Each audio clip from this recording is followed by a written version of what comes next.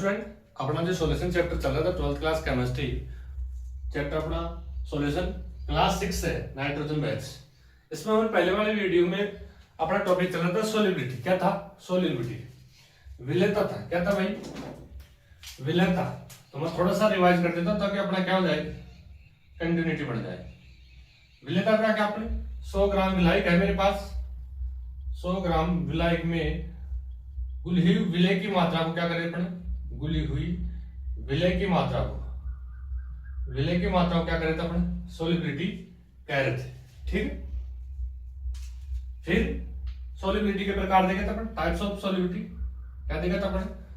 पदार्थ के 3 प्रकार रूप होते हैं, अवस्थाएं, ठोस, द्रव और गैस। इस प्रकार से अपन को याद रखना है, ठोस, द्रव और गैस। तो ठोसों की पहले तो अपन ठोसों की द्रव में विलयता, दूसरी थी अपने क्या थी विलेयता के प्रकार में, द्रवों की द्रवों में विलेयता। ठीक है, और तीसरी से अपन गैसों की द्रवों में विलेयता। तो ये अपना पीछे वाले वीडियो में अपने पढ़ लिया था। तो अभी अपनी क्लास कंटिन्यू हो जाए, इसलिए मैं थोड़ा सा पीछे से रिवाइज किया। मैंने सोल्युबिलिटी की परिभाषा देख ली थी। 100 ग्राम विलायक में 100 ग्राम विलायक में विलय की मात्रा को विलेयता कहते हैं। विलेयता 3 प्रकार की, ठोसों को द्रव में घोला जाए, द्रवों को द्रव में घोला जाए और गैसों को द्रव में घोला जाए। तो आज फर्स्ट लेंगे अपन ठोसों की द्रव में विलेयता। क्या लेंगे भाई? फर्स्ट लेंगे ठोसों की द्रव में विलेयता। ठीक है, कंटिन्यू करते हैं इसको।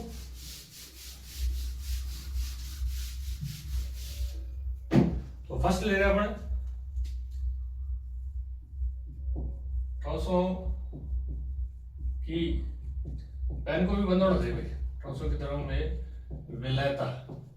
लिखवाने की चिंता आपसे ज्यादा मेरे को है, पहले समझो उसके बाद मैं लिखवाऊंगा बाकायदा, जैसे ऑफलाइन में बोलकर लिखाते।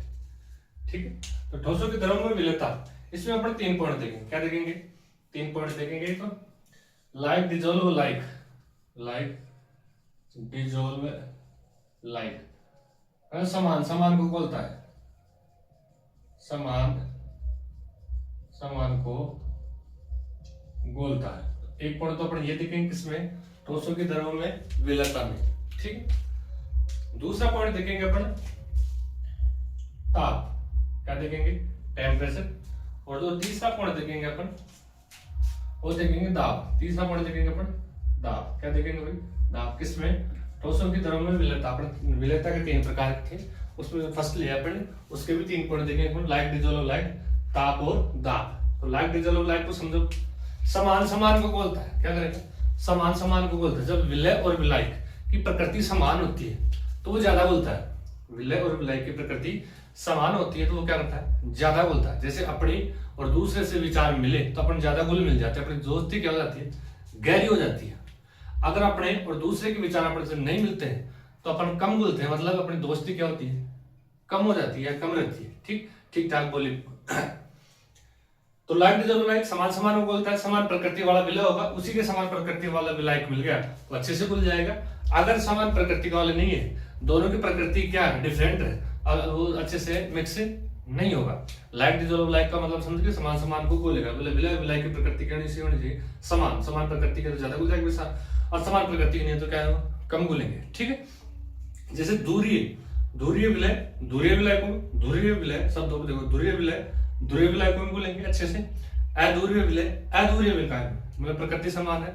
दूरीय विलय, दूरीय विलायकों में, अधूरीय विलय, अधूरीय विलायकों में अच्छे तरह से भूल जाते हैं, मतलब प्रकृति क्या है? सम। अब आपके क्वेश्चन ये आ रहा होगा सर दूरीय क्या है, अधूरीय क्या है? तो दूरीय क्या है? जिन पे चार्ज पाया जाए, जो क्या हो? पोलर, मतलब चार्ज प्लस माइनस हो, धनात्मक ऋणात्मक, ऐसा चार्ज पाया जाए उसको तो बोलते हैं ध्रुवीय, पोलर। और वो कहता है नॉन पोलर, अध्रुवीय, जिन पर कोई आवेश ना पाया जाए। तो ध्रुवीय प्रकृति के मतलब दूरीय विलय, दूरीय विलायकों में अच्छे से बोलेंगे। अधूरीय विलय, अधूरीय विलायकों में अच्छे से बोलेंगे, मतलब समान समान को गोलेगा। ठीक है, जिससे अपने विचार मिल जाएगा अच्छी दोस्ती में, जिससे अपना विचार नहीं मिलेगा अच्छी दोस्ती नहीं होगी। मतलब अपना समान है तो दोस्ती पक्की, असमान है तो दोस्ती कच्ची। ठीक है भाई, तो पहला पॉइंट है लाइक, डिजोल्व, लाइक, समान समान को गोलता है, समान समान को गोलेगा। मतलब दूरीय प्रकृति का विलय वो दूरीय विलायकों में ज्यादा घुलेगा। किसमें घुलेगा? दूरीय विलायकों में। ठीक। अगर उसकी प्रकृति डिफरेंट है, अध्रुवीय आ गया, अध्रुवीय विलय है, वो किस में मिक्स होगा अच्छे से, अध्रुवीय विलय को किस में मिक्स होगा भाई, यही मैं धीरे से बोल रहा हूँ। मैं ध्रुवीय तो ध्रुवीय विलय, ध्रुवीय विलय को अध्रुवीय विलय, अध्रुवीय विलय को पोलर और नॉन पोलर बोलते हैं इंग्लिश में। तो पोलर जिन पर चार्ज पाया जाए वो ध्रुवीय, जिन पर चार्ज नहीं पाया जाए वो अध्रुवीय, पोलर और नॉन पोलर। तो पहला पॉइंट कॉलिक समान समान को बोलता, मतलब विलय विलय की प्रकृति कैसी होनी चाहिए, समान होनी चाहिए। कैसे होनी चाहिए भाई, समान। दूसरा पॉइंट टेम्परेचर, क्या है, तापमान। क्या है भाई, तापमान है। तो देखो तापमान में दो आते हैं अभिक्रिया, आपने छोटे क्लास में पढ़ा होगा। एक तो होता है उष्मा शोषीय अभिक्रिया, कौन सी अभिक्रिया होती है भाई, उष्मा शोषीय अभिक्रिया, और एक होती है उष्मा क्षेपीय अभिक्रिया। कौन सी होती है भाई, उष्मा क्षेपीय अभिक्रिया। एक तो उष्मा शोषीय अभिक्रिया होती है, एक कौन सी होती है, उष्मा क्षेपीय अभिक्रिया। ठीक है, तो उष्मा शोषी का मतलब तो क्या है, उष्मा का अवशोषण कर रहा है, और क्षेपी का मतलब उष्मा बाहर निकल रही है। ठीक है, उष्मा बाहर निकल रही है। तो टेम्परेचर बढ़ाएंगे अपन, टेम्परेचर टी लिखा हो तो टेम्परेचर के लिए, और मैं एस लिखूंगा वो है सोलिबिलिटी। इंग्लिश में विलेयता क्या बोलते हैं भाई, सोलिबिलिटी बोलते हैं। उसका मैंने एस उठाया, उसका क्या उठाया, एस उठाया। तो सोलिबिलिटी जैसे टेम्परेचर, अब देखो टेम्परेचर का दोनों रिएक्शन पे देखा पड़ेगा। तो अभिक्रिया कैसी है अपनी, उष्मा शोषी है या उष्मा क्षेपी है, उष्मा शोषी है या उष्मा क्षेपी। शोषी में तो शोषी का मतलब शोषण, अवशोषण। ठीक है, तो मतलब उष्मा का क्या होगा, उष्मा लेगी, और उष्मा क्षेपी में क्या होगा, उष्मा अपन को देगी। ठीक, तो जब अभिक्रिया कैसी हो, उष्मा शोषी, तो मैं सीधा लिख देता हूं उसमें। जब आप इसको इसमें उष्मा शोषी में टेम्परेचर बढ़ाओगे, आप तीर का निशान ऊपर तो बढ़ाना, तीर का निशान नीचे तो घटाना, तो सोलिबिलिटी क्या हो जाएगी भाई, सोलिबिलिटी का एस, सोलिबिलिटी भी क्या हो जाएगी, बढ़ जाएगी। मतलब टेम्परेचर बढ़ाओगे तो क्या होगा, सोलिबिलिटी भी एस, मतलब सोलिबिलिटी है, विलेयता है। या एस का मतलब क्या है, विलेयता। किससे है भाई, विलेयता से। और टी तो तापमान जानते हो आप।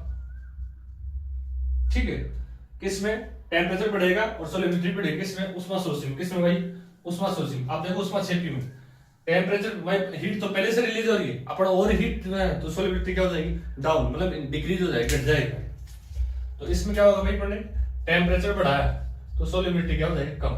कब, तो उष्मा अभिक्रिया कैसी हो, उष्मा क्षेपी। तो दो पॉइंट देखिए अपन, ठोसों की द्रव में विलेयता का। लाइक डिसॉल्व लाइक, समान समान को गोलता है, समान समान को गोलता है। दूसरा टेम्परेचर, उष्मा शोषी और उष्मा क्षेपी। उष्मा शोषी है तो टेम्परेचर बढ़ाओगे सोलिबिलिटी बढ़ जाएगी, उष्मा क्षेपी है टेम्परेचर बढ़ाओगे सोलिबिलिटी घट जाएगी।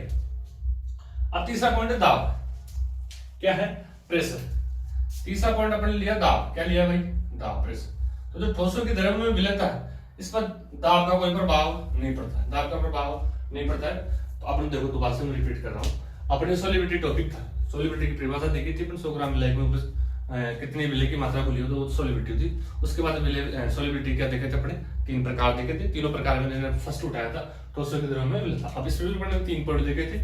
समान समान को बोलता है, मतलब नेचर दोनों का समान होगा तो ज्यादा बोल जाएगा, अगर नेचर समान नहीं है तो क्या होगा, नहीं बोलेगा। समान नेचर है तो दोस्ती, नहीं तो दोस्ती नहीं होगी भैया। फिर टेम्परेचर देखा था, इसमें 2 प्रकार के थे, उसमें क्षेपी है या उसमें शोषी है। शोषी है तो सोलिबिलिटी बढ़ जाएगी, टेम्परेचर बढ़ाने पर। क्षेपी है तो अपन को हीट तो पहले से ही मिल रही है, अपन और टेम्परेचर बढ़ाए तो सोलिबिलिटी क्या हो जाएगी, घट जाएगी। ठीक है, उसके बाद दाब। तो ठोसों की द्रव में विलेयता पर, ठोस को द्रव में घोल रहे और उसमें प्रेशर बढ़ा रहे पर, तो फिर कोई प्रभाव नहीं पड़ता। तो ये 3 पॉइंट लिखने पर किसमें, ठोसों की द्रव में विलेयता। तो हेडिंग लगाओ, अब मैं लिखा हूं वैसे वैसे आपको लिखना। ठोसों की द्रव में विलेयता, ठोसों की द्रव में विलेयता लिखो, इसको कंटिन्यू करो। ठोसों की द्रव में विलेयता निम्न कारकों पर निर्भर करती है। ठोसों की द्रव में विलेयता निम्न कारकों पर निर्भर करती है। ठोसों की द्रव में विलेयता निम्न कारकों पर निर्भर करती है। अब तीनों पॉइंट लगाओ, 1 2 3, एक लाइन छोड़ के ऐसे लिखो, जो कि निम्न है, जो कि निम्न है। अब 1 2 3 लगाओ। लाइक डिसॉल्व लाइक, समान समान को बोलता है, पहला पॉइंट। दूसरा पॉइंट ताप, तीसरा पॉइंट दाब। तीनों को 1 2 3 ऐसे लाइन में लिखना है कंटिन्यू। तो मैं नोट्स अपने अच्छे से पढ़े, ठीक है। अब एक लाइन छोड़ के वापस लगाओ, लाइक डिसॉल्व लाइक, समान समान को बोलता है। इसमें लिखो, समान समान को बोलता है, समान समान को बोलता है, समान समान को बोलता है। मैं फिर भी इस मेरी स्पीड को मेंटेन करके चल रहा हूँ, लेकिन फिर भी अगर ज्यादा लगे तो कम कर लेना, और कम लगे तो ज्यादा कर लेना। आपके हाथ में ऑप्शन है ही। तो समान समान को बोलता है, अर्थात विलय और विलय की प्रकृति, विलय विलय की प्रकृति समान होने पर ज्यादा घुल जाता है। विलय विलय में ज्यादा घुल जाता है। विलय विलय की प्रकृति समान होने पर विलय विलय में ज्यादा घुल जाता है। ठीक, नेक्स्ट इसमें कंटिन्यू करो। अगर विलय विलय की प्रकृति, अगर विलय विलय की प्रकृति समान नहीं है, अगर विलय विलय की प्रकृति समान नहीं है तो विलय विलय में ज्यादा नहीं घुलता है। तो विलय विलय में ज्यादा नहीं घुलता है। अब एक लाइन छोड़ के इसी में कंटिन्यू करो। जैसे जैसे धुरीय विलय को भी ज्यादा घुल जाते हैं, धुरीय विलयकों में ज्यादा घुलते हैं, तथा अधूर्य विलयकों में ज्यादा घुलते हैं। धुरीय विलय, रिपीट कर रहा हूं, धुरीय विलयकों में ज्यादा घुलते हैं, अधूर्य विलयकों में ज्यादा घुलते हैं। आशा करता हूं आपने पहला पॉइंट लिखा होगा। एक लाइन छोड़ के लिखूं नेक्स्ट, ताप। क्या लिखो भाई? ताप।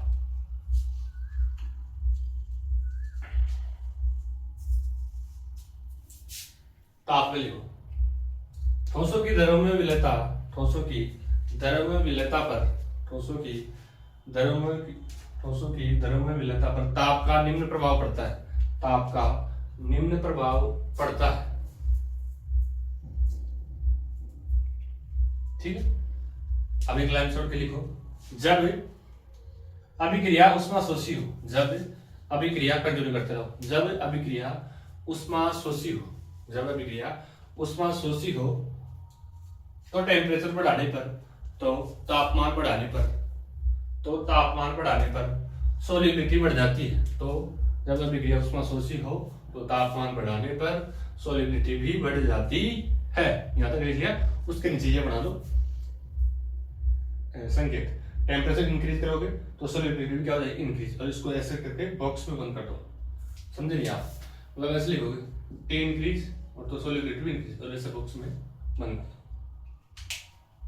ठीक है भाई, हमने एक लाइन छोड़ के नीचे लिखो, यदि, दूसरा पॉइंट, यदि अभिक्रिया उष्माशोषी हो, यदि अभिक्रिया उष्माशोषी हो, यदि अभिक्रिया उष्माशोषी हो, सॉरी, यदि अभिक्रिया उष्माक्षेपी, शोषित तो पहले लिख लिया आपने, यदि अभिक्रिया उष्माक्षेपी हो तो टेम्परेचर बढ़ाने पर, तापमान बढ़ाने पर सोलिबिलिटी घट जाती है, अगर अभिक्रिया उष्माक्षेपी हो तो तापमान बढ़ाने पर सोलिबिलिटी घट जाती है। जैसे पहले लिखा उसी तरह उसके जो आपने लैंग्वेज में लिखा उसके नीचे लिखो, मैं टेम्परेचर बढ़ाओगे तो सोलिबिलिटी क्या हो जाएगी? घट जाएगी। इस तरह बॉक्स में बंद कर दो। लिख लिया भाई? चलो एक लाइन छोड़ के तीसरा पॉइंट लिखो, दाब। क्या लिखो? दाब।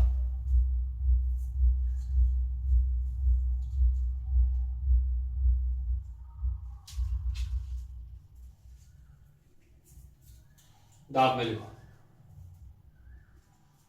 ठोसों की द्रव्यों में विलयता पर, ठोसों की द्रव्यों में विलयता पर दाब का कोई प्रभाव नहीं पड़ता है। ठोसों की द्रव्य में विलयता पर दाब का कोई प्रभाव नहीं पड़ता है।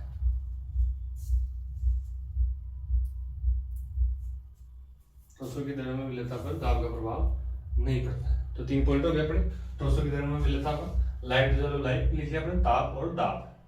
अब आपने लिखा था ठोसों के द्रव्यों में विलयता, द्रवों के द्रव्यों में विलयता और गैसों की द्रव्यों में विलयता। तो आपके बाद तीसरा पॉइंट पहले लिखो, पहले आपने लिख लिया ठोसों के द्रव्यों में विलयता, ये पूरा लिख लिया आपने।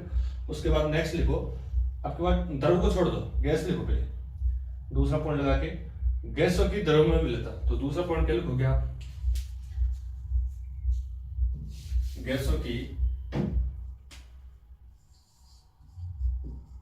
गैसों की द्रव में विलयता, द्रव वालों को छोड़ दो, उसको तीसरे में लेंगे अपन, तीसरा पॉइंट गैसों की द्रव में विलयता। ठीक है, अब समझो, पेन को ओपन कर दो। अब मैं पहले ये क्यों लिया हूँ, तो सेम पहले वाले तीनों पॉइंट इसी में आएंगे। पहले वाले जो तीनों पॉइंट ठोसों की विलेयता लिया था अपन, ठोसों की द्रव्य विलेयता, वही गैसों की किस में लेंगे अपन, द्रव्य विलेयता पर लेंगे। ठीक, देखो भाई अब मैं इसको समझा रहा हूँ, तीनों पॉइंट को आपको वापस से लिखना है, मैं इसको समझा रहा हूँ, समझाने के बाद आपको पुनः अपने सही विवेक से लिखना है। देखो गैसों की द्रव्य विलेयता है, वही तीनों पॉइंट लिखोगे, लाइक बस पहले अपन जो पहले लैंग्वेज लिखा उसके बाद आप लिखना। गैसों की द्रव्य विलेयता तीन कारकों पर निर्भर करती है। लाइक समान समान को बोलता है, ताप और दाब। ठीक, समान समान को बोलता है वही, इसमें क्या लिखोगे, समान प्रकृति गैस, समान क्या हो गया, ध्रुवीय गैस है, ध्रुवीय विलायकों में अध्रुवीय गैस, मतलब गैस वर्ड यूज कर लेना यार। ठीक है, ध्रुवीय गैस है, अपन पहले क्या लिखा था, ध्रुवीय विलय, ध्रुवीय विलायकों, अध्रुवीय विलय, अध्रुवीय विलायकों। तो आपको इसमें क्या लिखना है, ध्रुवीय गैस है, ध्रुवीय विलायकों, अध्रुवीय गैस है, अध्रुवीय विलायकों। ठीक, ये कंप्लीट करोगे आप, समझ लो पहले, जो समझेगा वही कंप्लीट कर पाएगा। ठीक है, उसके बाद है तापमान। तापमान में वही ऊष्माशोषी और ऊष्माक्षेपी, सेम एक ऐसा कैसा वापस रिपीट करना है। ठीक है, दो चीज के लिए समान समान को बोलता है, केवल गैस शब्द यूज करना, और बाकी पहले वाले में कैसे कैसे लिखोगे। फिर टेम्परेचर सेम, ऊष्माशोषी ऊष्माक्षेपी। तीसरा बचा दाब, पहले वाले दाब का कोई प्रभाव नहीं पड़ेगा, लेकिन अब की बार दाब का प्रभाव पड़ेगा। तो इसमें लिखोगे आप, भाई देखो समझाने का मतलब ये है, पहला पॉइंट लिख दोगे आप, समान समान को बोलता है, ध्रुवीय गैस है, ध्रुवीय विलायकों में, अध्रुवीय गैस है, अध्रुवीय विलायकों। फिर टेम्परेचर सेम यही, ऊष्माशोषी ऊष्माक्षेपी। इसमें सॉलिड है, शोषी में क्या, सॉलिड टेम्परेचर बढ़ाए तो सॉलिडिटी बढ़ जाएगी, क्षेपी में क्या है, टेम्परेचर बढ़ाए सॉलिडिटी घट जाएगी। ये का वापस साफ दो। तीसरा दाब, तो जब गैसों की द्रव्य विलेयता है, यहाँ आप क्या लेंगे, दाब लेंगे। क्या लेंगे, दाब। तो जैसे आप प्रेशर बढ़ाओगे, क्या करोगे, प्रेशर को इंक्रीज करोगे तो सॉलिडिटी बढ़ जाएगी। तो तीसरे पॉइंट में ये लिखना है कि भाई दाब बढ़ाने पर गैसों की द्रव्य विलेयता बढ़ जाती, अर्थात प्रेशर इंक्रीज करोगे तो सॉलिडिटी भी क्या हो जाएगी, इंक्रीज हो जाएगी। ये तीनों पॉइंट आपको क्या लिखने हैं, अपने सही विवेक से लिखना। तभी मैंने पहले क्या लिया है, गैसों की द्रव्य में विलेयता, मैं ठोसों की द्रव्य में विलेयता था, उसी के आधार पर दो पॉइंट तो सेम किया है। यहाँ केवल ध्रुवीय गैस यूज करना, ध्रुवीय गैस ध्रुवीय विलायकों में, अध्रुवीय गैस अध्रुवीय, दोनों को हो जाएगा। तीसरे में क्या है भाई, समानुपाती कुल मिलाकर, प्रेशर बढ़ाओगे तो सॉलिडिटी भी बढ़ जाएगी, प्रेशर घटाओगे तो सॉलिडिटी भी घट जाएगी। अगर आप फिर भी नहीं लिख पाओ तो मैं नेक्स्ट वीडियो के अंदर इसको खुद लिखूंगा, एक बार लिखने की कोशिश करना। अगर नहीं लिख पाओ तो मैं यहीं से वापस स्टार्ट करूंगा इसको।